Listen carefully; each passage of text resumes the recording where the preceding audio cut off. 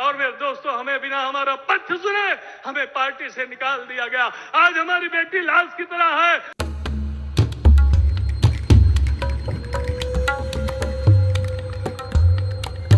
आज इस ऐतिहासिक कार्यक्रम में माननीय श्री अखिलेश यादव जी, जो हम दोनों भाई अपमानित करके जिस पार्टी जिस दल में हम थे, हमें 3 जून 2021 को पार्टी से निकाल दिया गया। हम दोनों भाई बड़ा प्रयास किए कि हमारे भी पक्ष सुन लिया जाए, हमारी भी बात सुन लिया जाए, लेकिन मेरे दोस्तों, मेरे भाई बहनों, हमें वो मौका नहीं मिला। मैं इस उमड़े जन सैलाब को बताना चाहता हूं, माननीय राष्ट्रीय अध्यक्ष जी को बताना चाहता हूं कि मेरे सर्व समाज के भाई बहनों, रामचल अकेला नहीं है। रामचल के सामने एक तूफान खड़ा है इस भारतीय जनता पार्टी को उखाड़ फेंकने के लिए।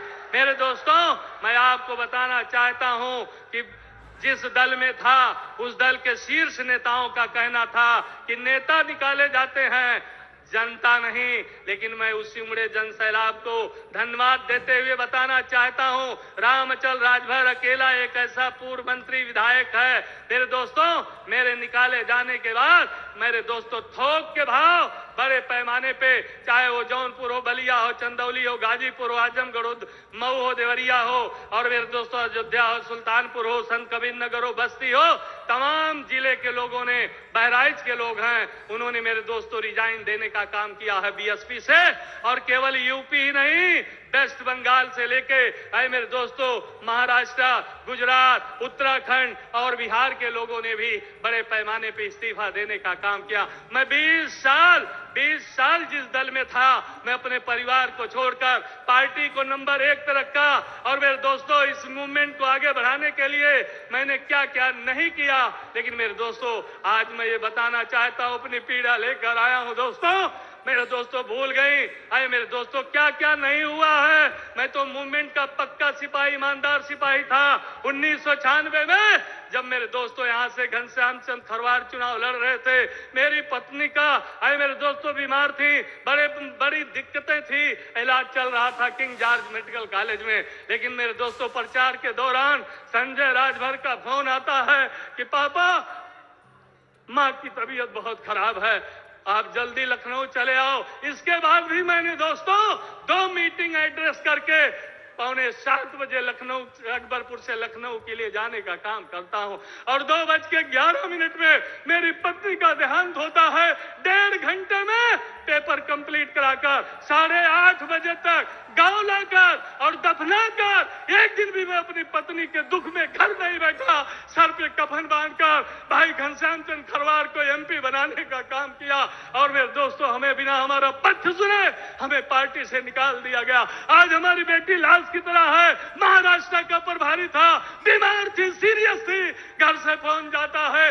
जब मैंने नेता से निवेदन किया तो हमारी नेता ने कहा मूवमेंट पिछड़ जाएगा, मिशन पिछड़ जाएगा, कारवां पिछड़ जाएगा, घर वालों को कह दो कि मेरे दोस्तों मैं मेडिकल कॉलेज में भर्ती करा के इलाज करा दे। आज लाश की तरह पड़े हैं। मेरा छोटा भाई राम सकल का जब एक्सीडेंट होता है, मैं नागपुर में कैडर दे रहा था महाराष्ट्र में। उस समय मैंने अपने दल के नेता से पूछा, भाई सीरियस है?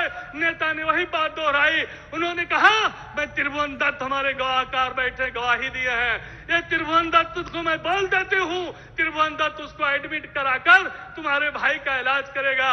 और मैं अपने परिवार के लिए जेल नहीं गया।